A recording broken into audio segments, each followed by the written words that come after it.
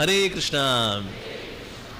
बहुत ही अद्भुत चर्चा है। एक समय पांडवों के साथ होता, पांडवों में एक पूजा अर्चना वगैरह की, तो सारी पूजा अर्चना के बाद शंख बजाना चाहा, तो शंख जो बजाया युधिष्ठिर महाराज ने, तो उससे आवाज निकली,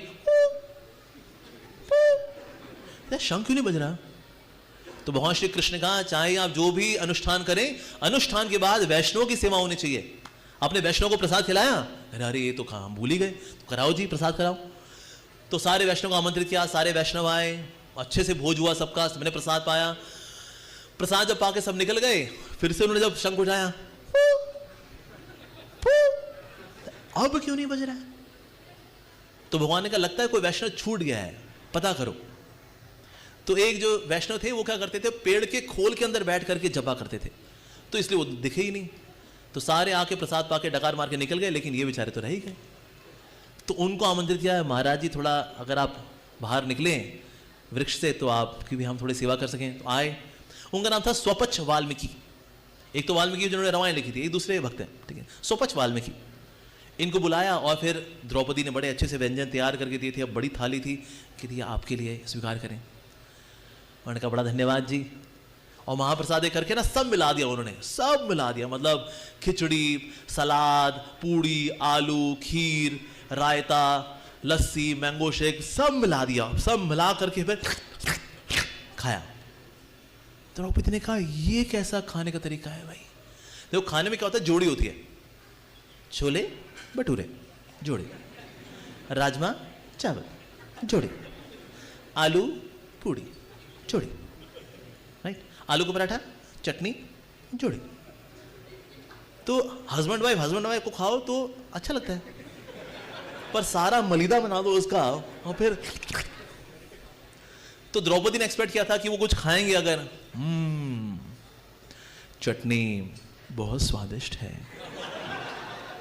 भटूरा खाएंगे, भटूरा लाजवाब है। फिर द्रौपदी थोड़ा शर्माती, नहीं जी हमारा क्या, बस थोड़ा बहुत। सो ऐसे प्लान था, लेकिन यहां तो सारे प्लान का कूड़ कबाड़ हो गया। यहां तो स्वपच वाल्मीकि ने सब मिला दिया और उसमें फिर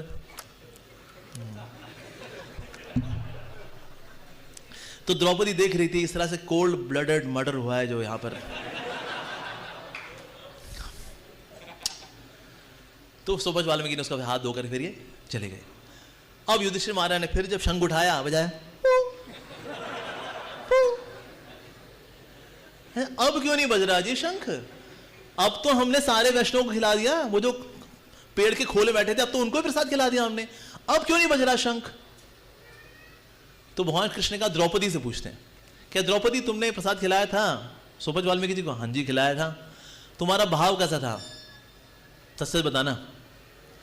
मैं बड़ी अनकंफर्टेबल थी, मैं सोच रही थी वो अलग अलग आइटम धीरे धीरे करके खाएंगे और ओहो ऐसा करके पाएंगे, पर ये तो सब मलिदा बना के खा गए। तो मेरे को लगा ये तो मतलब क्या ही है।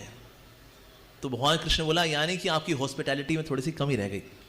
हॉस्पिटैलिटी में सिर्फ आपको खाना नहीं देना होता है, साथ ही अच्छा भाव भी रखना होता है। ये नहीं होता खाओ भागे यहाँ से, तुम